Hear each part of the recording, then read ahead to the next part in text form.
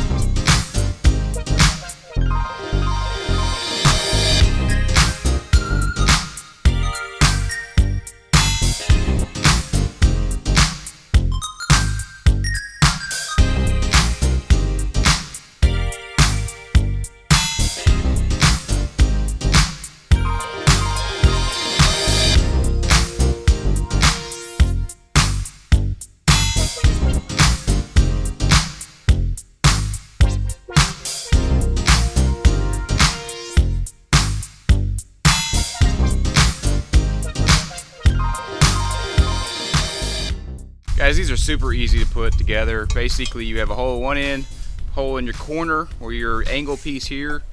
You fit them together, you line up the holes here, and you push this little plastic piece through the hole until it reaches the other side. And once it reaches the other side, the end of this piece right here, which is the bottom, there's the top, there's the bottom, that bottom will poke through, and you know you're good to go. It's kind of amazing that this little tiny plastic piece holds together this big pool. But it works. I don't know how. It's just physics, okay? You want to make sure the bottom of your pool is nice and smooth. This year we lucked out. We poured this nice big concrete patio, and it's going to be great. And instead of having to deal with the leveling of the land like I did last year. So that's all I'm doing. I'm going around the edge, just kind of kicking it out, trying to level it off as much as possible. I'm going to start filling it with some water. This is where I want my pump, which is kind of back and secluded. You won't be able to see it just when you're hanging out around the pool. Alright guys, as the water's coming in, filling up, basically what I'm doing is I'm just flattening out the edges here, making sure that the bottom is nice and smooth for when it fills up, because you will not be able to flatten any of this out once you get too much water in here.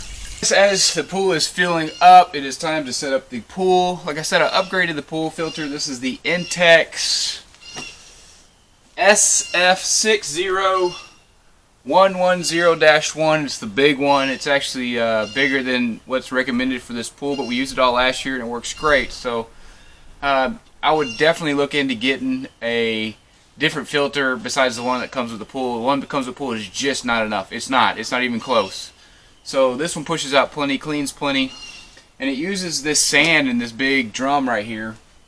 And the sand that is recommended is this Aqua Quartz sand. It's a standard number 20 grade high purity filter sand, and this stuff is like gold, okay? In this little 50-pound bag, it's like 50 bucks, okay? And you need 3 bags to fill in the big one. And what you do is you just put it in the filter here. You don't want to put it in this white piece because it ends up just blowing out into your pool, which you can eventually clean up. But you put it around here. There's a minimum and a maximum mark in there, and you just fill it up to basically in between the two, and you're ready to roll. And then you basically just plumb all this stuff up to your pool. And it's been a while, so let's see if I can set this thing back up.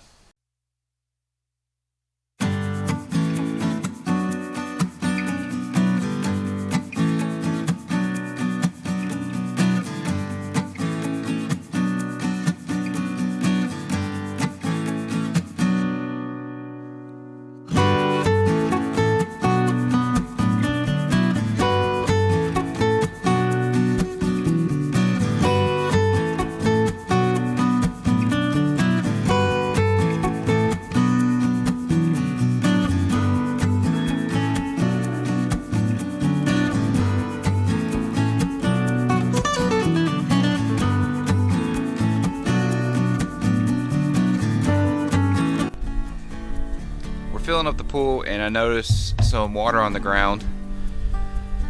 In a worst case scenario, of course, there's a small pinhole in the sidewall of the pool. So I went and got a couple different things.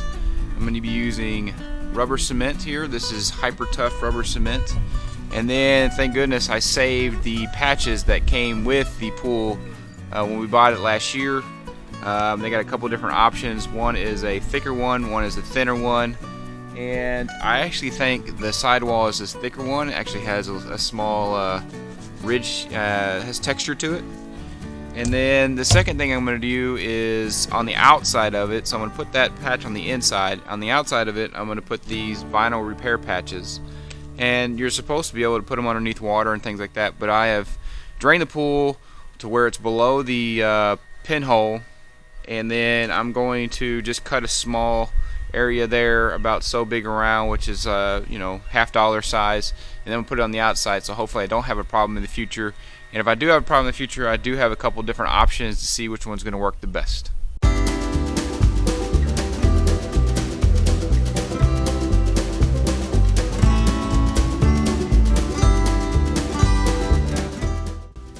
It's time for an upgrade this year. I am going with the larger outlet. From the inch to the inch and a half, and so basically what I'm going to do is I'm going to draw a hole right where the old outlet is, and then I'm going to cut into that pool. Cutting into the pool. Did you hear that? I'm going to cut into the pool, which they say is going to be okay. Let's draw all that circle. I'm going to use a fitting here, put it over the top of it, trace around that fitting, then cut it with an X-Acto knife, put in the new one, and let's hope there's no leaks.